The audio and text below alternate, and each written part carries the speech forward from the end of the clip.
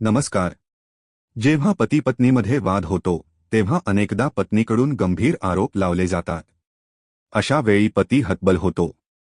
पण जर पतीला स्वतःचा बचाव करायचा असेल आणि कोर्टात किंवा समाजात आपली बाजू भक्कम करायची असेल तर त्याच्याकडे काही प्रमुख आणि प्रभावी तर्क असायला हवेत. विषयाकडे जाण्यापूर्वी जर तुम्ही आमच्या चॅनलवर नवीन असाल तर कायदे आणि हक्कांचे असेच नवनवीन आणि महत्त्वपूर्ण व्हिडिओ पाहण्यासाठी चॅनलला आत्ताच सबस्क्राईब करा आणि बेल आयकॉन नक्की दाबा. 6 प्रभावी आरोप.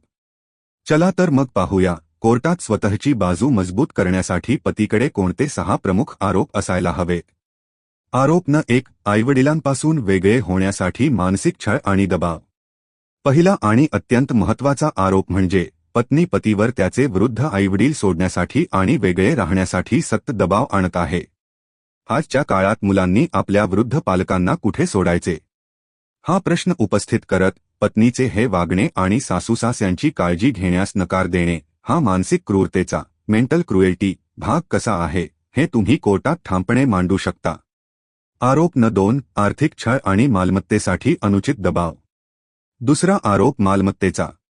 अनेकदा पत्नी घर किंवा इतर प्रॉपर्टी स्वतःच्या नावावर करण्यासाठी हट्ट धरते.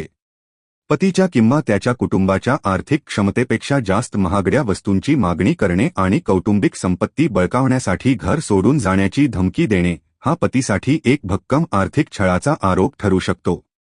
आरोप न 3. वैवाहिक निष्ठेचा अभाव आणि संशयास्पद वर्तन. तिसरा आरोप आहे पत्नीच्या संशयास्पद वर्तनाचा.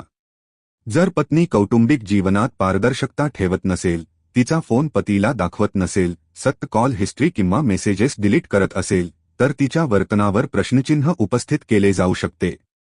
उलट स्वतःचे वर्तन गुप्त ठेवून पतीवरच खोटे संशय घेऊन त्याचे सामाजिक चारित्र्यहनन करणे हा सुद्धा एक मोठा आरोप बनतो. आरोप न 4. पोटगीचा मेंटेनन्स, गैरवापर आणि स्वतःची खरी कमाई लपवणे. चौथा आणि आर्थिकदृष्ट्या सर्वात महत्त्वाचा मुद्दा म्हणजे पोटगी. जर पत्नी शिकलेली असेल आणि पूर्वी काही काम करत असेल जसे की खाजगी नोकरी, घरगुती व्यवसाय किंवा ऑनलाईन व्यवसाय आणि केवळ पतीकडून पैसे उकळण्यासाठी तिने नोकरी सोडली असेल तर पतीने हे कोर्टाला ठामपणे सांगायला हवे. पत्नी कमावण्यास सक्षम असूनही न्यायालयाची दिशाभूल करत आहे हे सिद्ध झाल्यास पती मोठ्या आर्थिक भूदंडापासून वाचू शकतो. आरोप न 5. खोट्या केसेस दाखल करण्याची धमकी देणे. पाचवा आरोप म्हणजे कायद्याचा गैरवापर.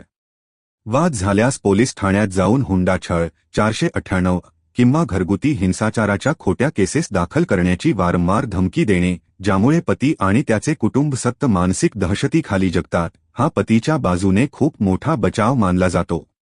आरोप न 6. विनाकारण वैवाहिक जबाबदाऱ्यांमधून पळ काढणे डिझर्शन. 6वा आरोप कोणत्याही ठोस आणि वाजवी कारणाशिवाय पत्नीने वारंवार माहेरी निघून जाणे आणि पतीसोबत राहण्यास नकार देणे. वैवाहिक सुख आणि कर्तव्यांचा जाणीवपूर्वक त्याग करणे हे कोर्टात सिद्ध करणे पतीसाठी फायदेशीर ठरते. मित्रांनो, कोर्टात केवळ पुराव्यांच्या मागे लागण्यापेक्षा तुमची बाजू तितक्याच आक्रमकपणे आणि योग्य आरोपांसह मांडणे गरजेचे आहे. पण लक्षात ठेवा, कोर्टात केवळ आरोप करून चालत नाही, तर त्याला पुष्टी देणारे व्हॉट